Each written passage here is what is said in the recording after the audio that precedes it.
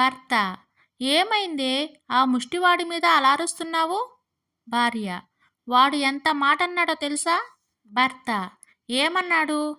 భార్య: మీకు ఎలాగూ వంట చేయడం రాదు కాబట్టి ఎప్పుడైనా అయ్యగారు ఊరికి వెళ్తే చెప్పండమ్మా, క్యారేజీ తీసుకొస్తాను అంటున్నాడు.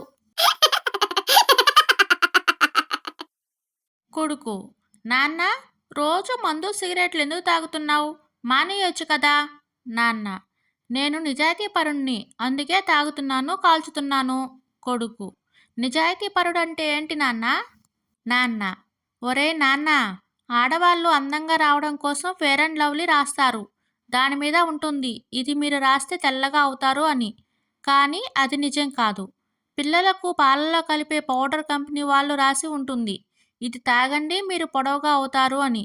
కానీ అది నిజం కాదు. నువ్వు అన్నావు ఇది మందు సిగరెట్లు మంచివి కాదు అని.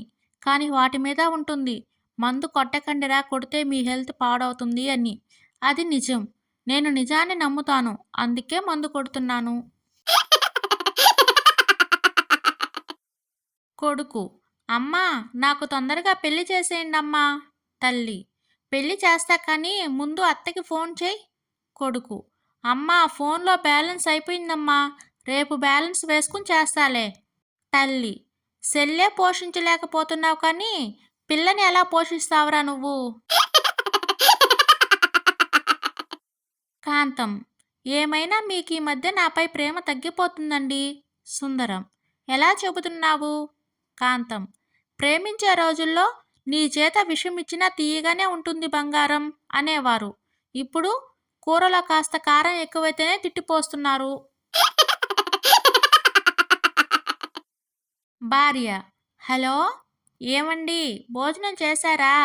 భర్త: నువ్వు తిన్నావా? భార్య: నేను మిమ్మల్ని అదే అడుగుతున్నాను. భర్త: నేను నిన్ను అదే అడుగుతున్నాను.